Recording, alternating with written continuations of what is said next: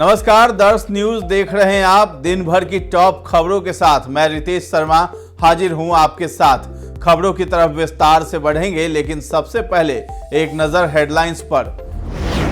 केंद्रीय मंत्री स्मृति ईरानी का 10 जनवरी को बिहार दौरा। लालू यादव और तेजस्वी ने कांग्रेस नेताओं से की बात। बांग्लादेश में आम चुनाव, वोटिंग खत्म। बिहार में लालू प्रसाद भ्रष्टाचार अपराधियों के प्रतीक, बोले सम्राट। कल्पना सोरेन बन सकती हैं झारखंड की सीएम। अब खबरें विस्तार से।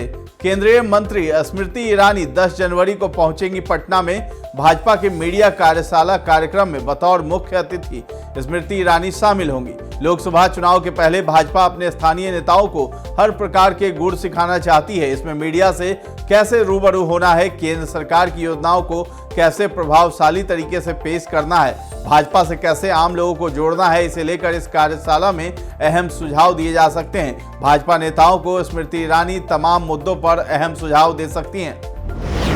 बांग्लादेश में आम चुनाव के लिए वोटिंग खत्म हो गई है। भारतीय समय के मुताबिक रविवार सुबह 7:30 बजे वोटिंग की शुरुआत हुई, जो 4 बजे तक चली। नतीजे कल यानी 8 जनवरी को आएंगे। विपक्षी पार्टियों ने चुनाव का बहिष्कार किया। ऐसे में सत्ताधारी आवामी लीग की जीत तय मानी जा रही है। इसकी नेता शेख हसीना अभी बांग्लादेश की प्रधानमंत्री हैं। बांग्लादेश की सबसे बड़ी विपक्षी पार्टी बांग्लादेश नेशनलिस्ट पार्टी यानी बीएनपी का आरोप है कि हसीना के नेतृत्व में निष्पक्ष चुनाव नहीं हो सकते। विपक्ष ने शेख हसीना से पद छोड़ दें और केयर टेकर सरकार की देखरेख में चुनाव कराने की मांग की थी। शेख हसीना और उनकी पार्टी ने इस मांग को खारिज कर दिया है। आरजेडी प्रमुख लालू प्रसाद यादव और बिहार के डिप्टी सीएम तेजस्वी यादव ने कांग्रेस नेताओं से बातचीत की है। रविवार को फोन पर हुई बातचीत के दौरान कांग्रेस कोर कमेटी के नेता और आरजेडी के दोनों शीर्ष नेताओं ने सीट बंटवारे को लेकर चर्चा की है। राजद सूत्रों ने बताया है कि बिहार के 40 लोकसभा सीटों के बंटवारे को लेकर लालू यादव ने ब्लूप्रिंट की जानकारी दी है। सूत्रों ने बताया है कि आरजेडी और जेडीयू के बीच कमोबेश सीट बंटवारे को लेकर सहमति जताई गई है, जबकि कांग्रेस और वाम दलों के बीच सीटों के बंटवारे को लेकर अभी वार्ता का क्रम जारी है। बिहार के हाजीपुर में चिराग पासवान ने मुख्यमंत्री नीतीश कुमार पर जोरदार हमला बोला है। उन्होंने नीतीश कुमार पर कई गंभीर आरोप लगाए हैं। उन्होंने कहा है कि मुख्यमंत्री को अब बिहार की चिंता नहीं है, वो सिर्फ अब प्रधानमंत्री और संयोजक बनने का ख्वाब देख रहे हैं। नीतीश कुमार ने बिहार को बर्बाद कर दिया है। नीतीश कुमार ने युवाओं का भविष्य चौपट कर दिया। जब बात संयोजक बनने की आती है तो दौड़े दौड़े दिल्ली, बेंगलोर और मुंबई जाएंगे, हर जगह बेइज्जत होकर आएंगे, फिर अगली बार उम्मीद लगाकर आएंगे। बीजेपी के प्रदेश अध्यक्ष सम्राट चौधरी ने लालू परिवार पर निशाना साधा है। उन्होंने कहा है कि बिहार में लालू यादव भ्रष्टाचार और अपराधियों के प्रतीक हैं। इस स्थिति में ईडी पर भी हमला हो सकता है। जो लोग देश को लूटने आए उसका भी सम्मान सनातन ने किया। महमूद गजनवी और मुगल हिंदुस्तान लूटने आया था, लेकिन उनको हम लोगों ने अपनाया। 450 वर्षों बाद प्रभु श्री राम का अयोध्या में भव्य मंदिर बन रहा है। 22 जनवरी को प्राण प्रतिष्ठा है। हम सभी के पूर्वज श्री राम ही हैं। सभी पूजा करने आए, हम उनका स्वागत करेंगे। भागलपुर से एक बड़ी खबर सामने आई है। पटना से पूर्णिया जा रही बस दुर्घटना का शिकार हो गई है। बताया जा रहा है कि बस में 125 लोग सवार थे। इस घटना के बाद लोगों को चोटें आई है। हालांकि इस दुर्घटना में किसी भी यात्री की जान नहीं गई है। चोटिल यात्रियों को नजदीकी अस्पताल में भर्ती कराया गया है।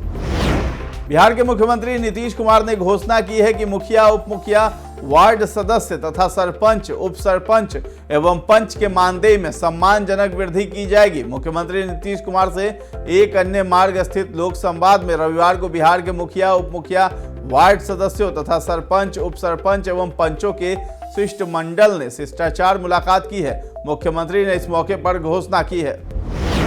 अब खबरें झारखंड की। झारखंड सीएम हेमंत सोरेन ईडी की जांच का सामना कर रहे हैं। बीते दिनों सत्ताधारी झारखंड मुक्ति मोर्चा के एक विधायक ने अपने पद से इस्तीफा दिया था। इसके बाद चर्चाओं का बाजार गर्म है कि सीएम सोरेन भी सीएम पद से इस्तीफा दे सकते हैं और उनकी जगह उनकी पत्नी कल्पना सोरेन राज्य की नई सीएम बन सकती है। अब सीएम हेमंत सोरेन की बहन के बयान ने भी इन चर्चाओं को और हवा दे दी है।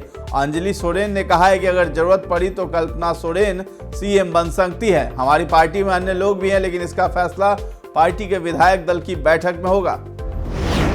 झारखंड कर्मचारी चयन आयोग के सचिवालय सहायक यानी सीजीएल की परीक्षा 28 जनवरी और 4 फरवरी को होगी। इस संबंध में जेएसएससी की ओर से पत्र जारी किया गया है। बता दें कि यह परीक्षा 3 पालियों में होगी।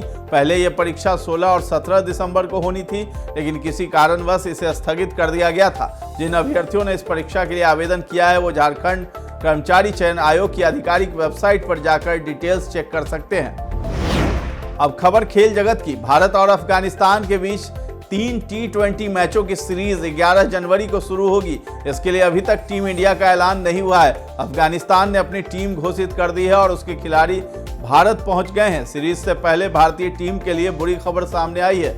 अनुभवी खिलाड़ी हार्दिक पांड्या और सूर्य कुमार यादव सीरीज से बाहर हो गए हैं। वहीं ऋतुराज गायकवाड़ भी चोट के कारण उपलब्ध नहीं है। अब बात मौसम के मिजाज की। नए साल में बिहार के लोगों को ठंड के प्रचंड रूप का सामना करना पड़ रहा है। ऐसे में बारिश हो जाने के बाद कई इलाकों के तापमान में भारी गिरावट दर्ज की गई है। फिलहाल कुछ दिनों के लिए बारिश से राहत है, लेकिन कुहासे और ठंडी से फिलहाल राहत मिलने का कोई अनुमान नहीं है। जबकि आने वाले दिनों में तापमान में 2 से 3 डिग्री सेल्सियस की गिरावट होने का आसार है। मौसम विज्ञान केंद्र से प्राप्त जानकारी के मुताबिक आज सुबह से ही राज्य के दक्षिण, उत्तर पश्चिम एवं उत्तर मध्य भागों में घना कोहरा, जबकि शेष भाग में सुबह के समय हल्के से मध्यम स्तर का कुहासा छाया हुआ है। तो ये थी देश दुनिया समेत बिहार और झारखंड की तमाम खबरें। इसी तरह की खबरों से अपडेट रहने के लिए आप हमारे चैनल पर बने रहें और सब्सक्राइब कर लें। अगर ये वीडियो आप फेसबुक पर देख रहे हैं तो हमारे पेज को लाइक और फॉलो कर लें। धन्यवाद।